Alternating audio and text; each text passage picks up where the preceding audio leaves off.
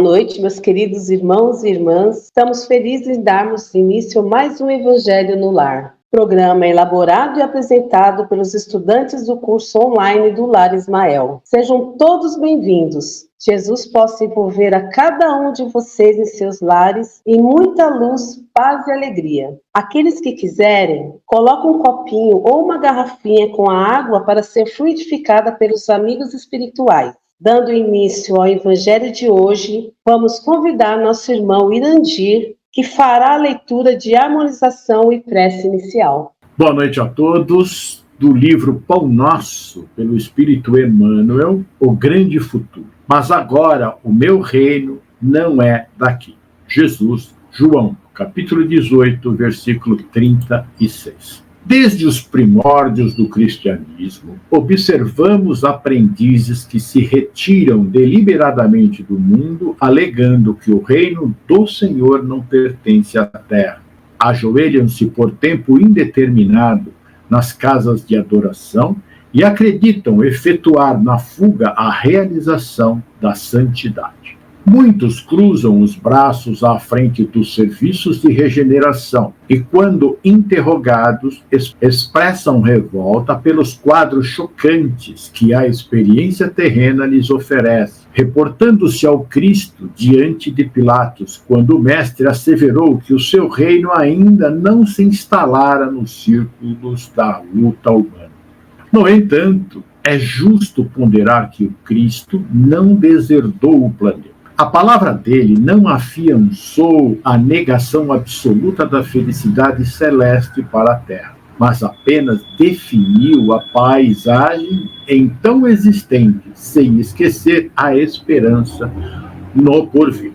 O mestre esclareceu, mas agora o meu reino não é daqui. Semelhante afirmativa revela-lhe a confiança. Jesus, portanto, não pode endossar a falsa atitude dos operários em desalento, tão só porque a sombra se fez mais densa em torno de problemas transitórios, ou porque as feridas humanas se fazem, por vezes, mais dolorosas. Tais ocorrências, muitas vezes, obedecem à pura ilusão visual. A atividade divina jamais cessa, e justamente no quadro da luta benéfica é que o discípulo esculpirá a própria vitória. Não nos cabe, pois, a deserção pela atitude contemplativa, e sim avançar confiantemente para o grande futuro. Divino Mestre Jesus, nesse momento muito feliz estamos para fazermos o Evangelho. Abençoa, Senhor, a cada um de nós, a cada um dos lares, para que possamos levar a tua mensagem de confiança, de muita luz e de muita paz. Muito obrigada, Irandir. Já harmonizados, sentindo a presença de Jesus em nossos lares, através desses queridos amigos espirituais, vamos dar início à leitura do Evangelho de hoje, no capítulo 1, Não vim destruir a lei, itens 9 a 11, a nova era. Irandir, pode dar início à nossa leitura do Evangelho?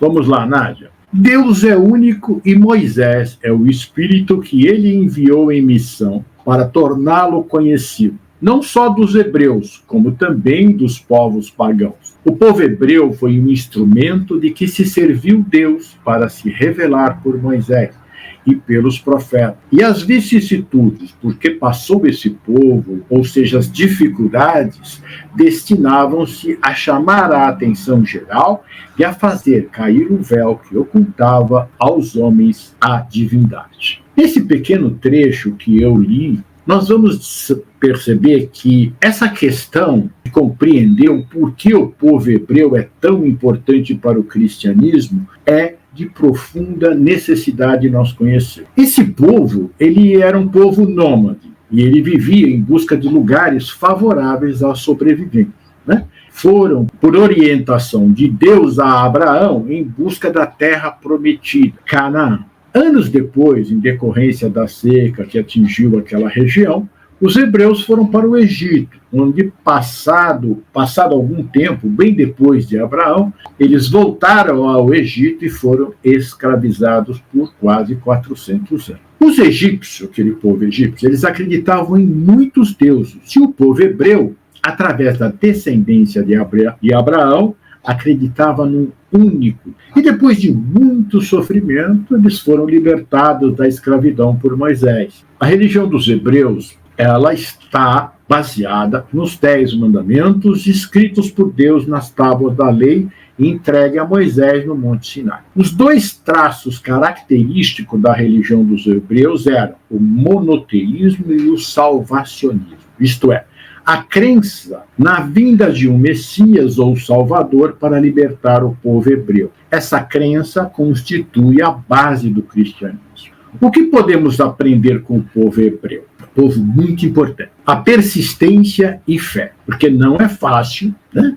Aquele povo ficou escravo num país onde tinham muitos deuses, mas mantiveram a fé no Deus único, né? E eles tiveram um caminho muito árduo para chegar até esse ponto. E nós percebemos que essa dificuldade que nós temos hoje de mantermos a nossa fé, aquele povo tinha de sobra. Então, hoje, na atualidade, os desafios são outros, não é aquele que o povo hebreu passou. Mas nós temos a violência, o egoísmo, o materialismo, mas sabemos que quem tem fé e perseverança entenderá que os planos de Deus são melhores que os nossos e que, ao seguirmos nosso modelo e guia, que é Jesus, seremos felizes.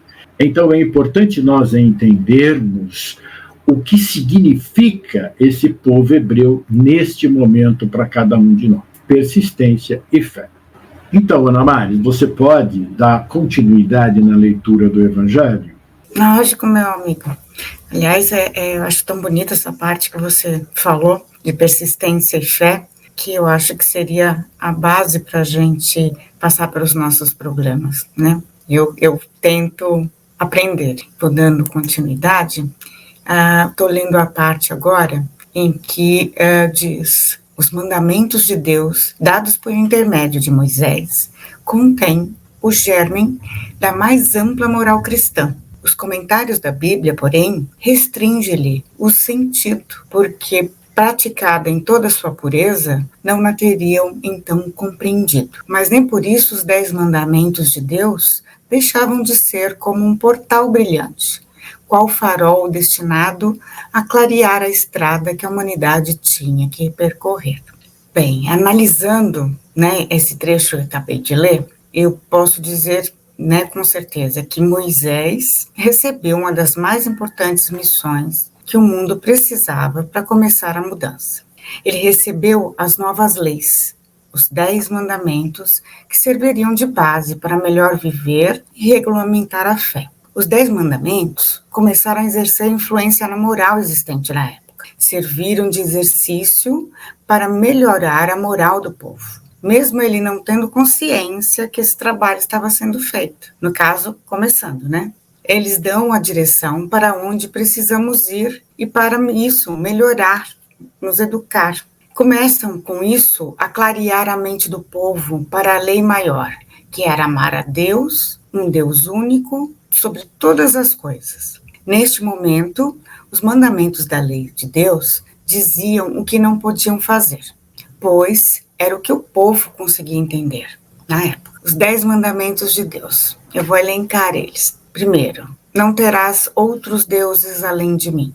Segundo, não farás para ti nenhum ídolo, nenhuma imagem de qualquer coisa no céu, na terra ou nas águas debaixo da terra. Não te prostrarás diante deles, nem lhe prestarás culto, porque eu, o seu Senhor, o teu Deus, sou o Deus zeloso, que castiga os filhos pelos pecados de seus pais, até a 3ª e 4ª geração daqueles que desprezam, mas trato com bondade até 1000 gerações aos que me amam e obedecem aos meus mandamentos. 3. Não tomarás em vão o nome do Senhor, o teu Deus, pois o Senhor não deixará impune quem tomar o seu nome em vão. 4.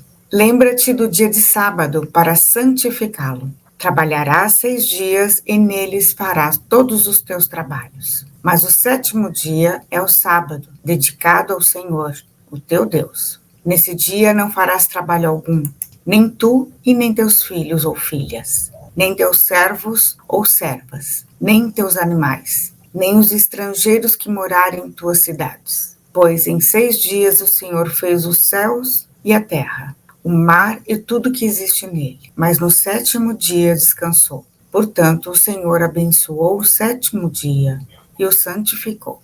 5º, honra teu pai e tua mãe, a fim de que tenhas vida longa na terra que o Senhor, o teu Deus, te dá. 6º, não matarás. 7º, não adulterarás. 8º, não furtarás.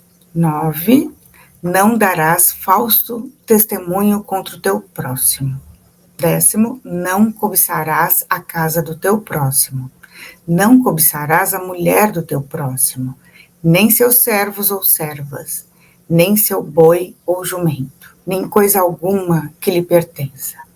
Então ele é a base de todas as leis do homem.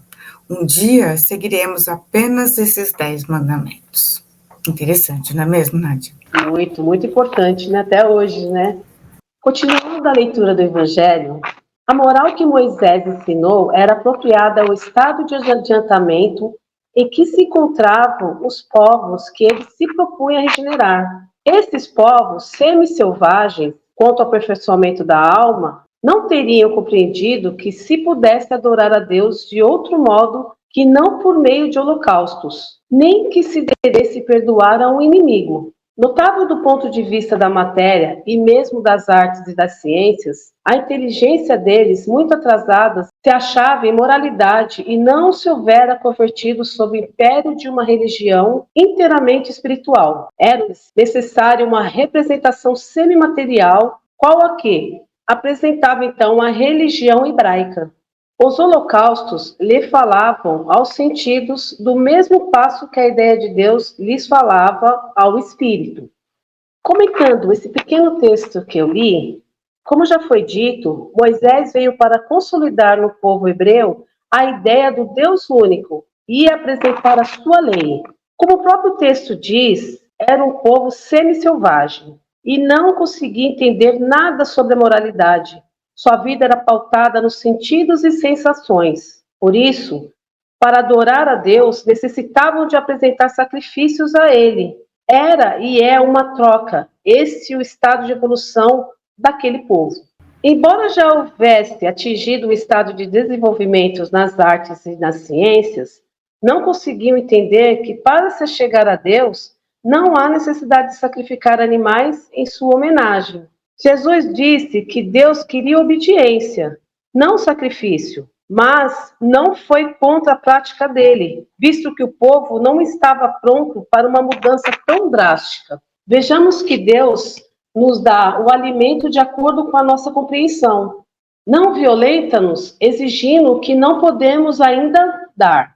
E percebam que até hoje nós fazemos uma troca com Deus, mas sem sacrificar nenhum animal. As nossas promessas são ainda resquícios dos sacrifícios que fazíamos a Deus em troca de um benefício.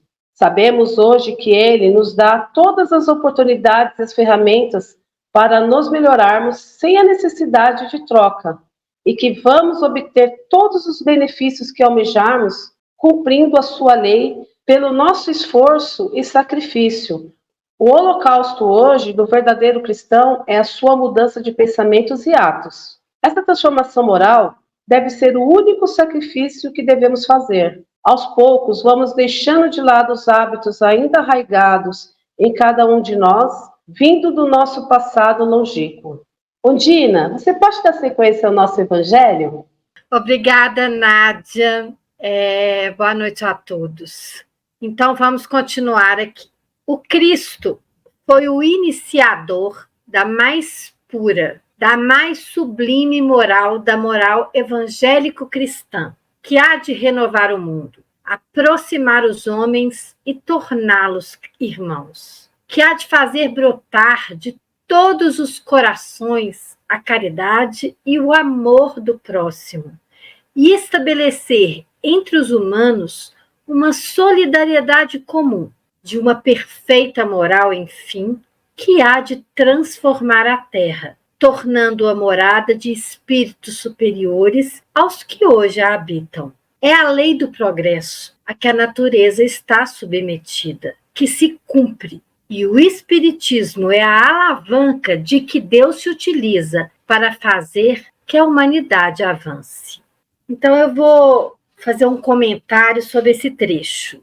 A definição de moral pode ser feita de uma forma simples. É o conjunto de valores e regras que definem o que é certo ou errado, permitido ou proibido em uma sociedade. É importante lembrar que esses conceitos podem variar de acordo com a cultura de determinado povo. Mas e o que é a moral evangélica cristã? Essa é a moral ensinada por Jesus. Jesus iniciou uma doutrina da mais pura moral, a moral evangélica cristã que vai renovar o mundo e aproximar os homens. Essa moral evangélica ensinada por Jesus baseia-se em amar o Senhor teu Deus de todo o teu coração e de toda a tua alma e de todo o teu pensamento. Este é o primeiro e grande mandamento. E o segundo, semelhante a este, é: amarás o teu próximo como a ti mesmo. Isso está em Mateus, capítulo 22, versículos 37 e 39. Porém, nem tudo que Jesus disse ou ensinou pôde ser compreendido na época, dado ao grau de adiantamento do povo hebreu. Por isso Jesus disse aos seus discípulos: se me amais, eu rogarei ao Pai, e ele vos dará outro Consolador, para que fique convosco para sempre, o Espírito da verdade, que o mundo não pode receber, porque não o vê, nem o conhece. Mas vós o conheceis, porque habita convosco e estará em vós. E foi com o objetivo de esclarecer os homens que Deus enviou ao mundo a doutrina espírita, que junto à ciência comprova, sem sombra de dúvidas, a continuidade da vida. O Espiritismo dá clareza ao que o Cristo veio nos ensinar, e sua máxima está em que sem caridade não há salvação. Sem amor não temos como progredir. Somos todos irmãos, filhos do mesmo Pai de amor. E para vivermos em harmonia, precisamos cuidar uns dos outros, amar uns aos outros. Só assim chegaremos à presença dele. Jesus é o modelo de espírito mais perfeito que já pisou aqui na Terra. Ele é o caminho, a verdade e a vida. Devemos seguir o que ele nos ensinou. E o Evangelho é o roteiro. Podemos, com gestos simples, ajudar nossos irmãos. Eu vou dar um exemplo. Minha filha Alice, ela leu na internet que algumas crianças não tinham como comprar o material escolar. E ela ficou muito triste com aquilo. Então, ela me pediu que eu levasse para comprar alguns materiais para doação. Só que antes, ela perguntou para a tia dela se tinha alguma criança na escola que ela trabalha que estava precisando de ajuda. E a tia soube que lá tinha 2 irmãos bem carentes, que a mãe estava adoecida e que não tinha como comprar o material para eles. Então, nós fomos numa loja, ela fez uma pastinha para um, uma pastinha para o outro, com caderno, lápis de cor, cola, borracha, e pagou com o dinheirinho dela, tá, gente? E semana passada a gente foi lá entregar e fazer a felicidade dessas crianças. São pequenos gestos assim, que nós todos podemos fazer. É uma cesta básica ali, uma roupinha aqui, porque quando todos fizerem só um pouquinho pelo seu irmão, aí sim estaremos com certeza no caminho certo, cumprindo esta moral evangélico-cristã que o Cristo veio nos ensinar. Não é mesmo, Meire? Verdade, Ondina, se todo mundo fizesse um pouquinho, né, seria bem melhor. Dando continuidade no Evangelho, são chegados os tempos em que hão de desenvolver as ideias, para que se realizem os progressos que estão no desígnio de Deus.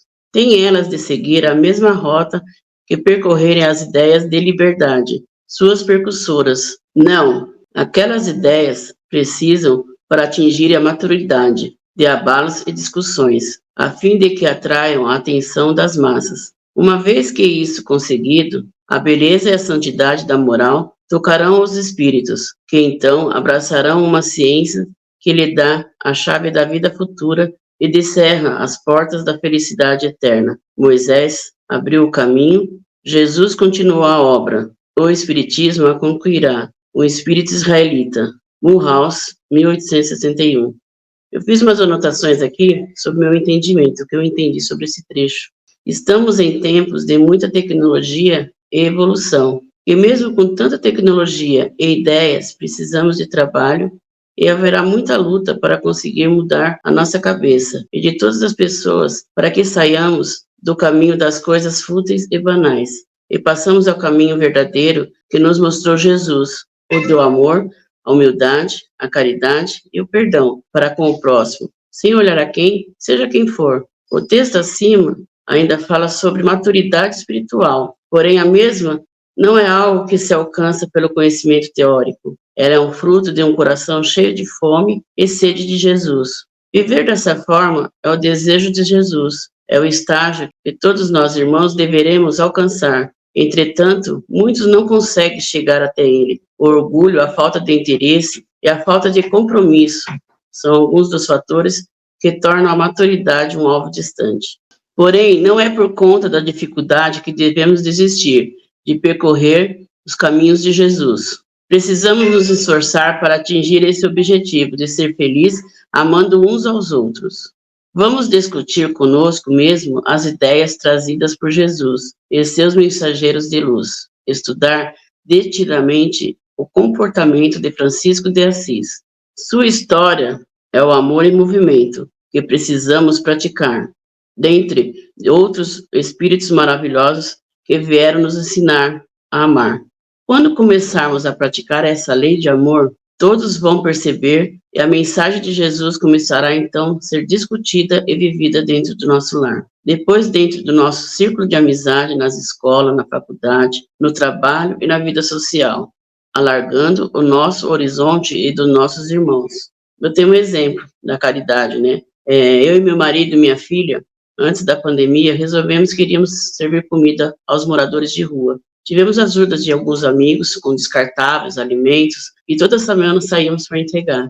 Hoje não entrego mais por motivos de saúde, mas fiquei muito feliz que uma amiga minha, que me ajudava nas doações, começou a entregar. Ela faz isso até hoje. Ela viu o quanto é importante fazer a caridade, então são pequenos gestos que fazem a diferença. Não precisamos ter condições financeiras boas para ajudar. Isso é que Jesus nos ensinou. Veja como alguém viu o que fazíamos, pensou e começou a praticar. Esses elos formam a corrente da fraternidade. Não é isso, Nádia?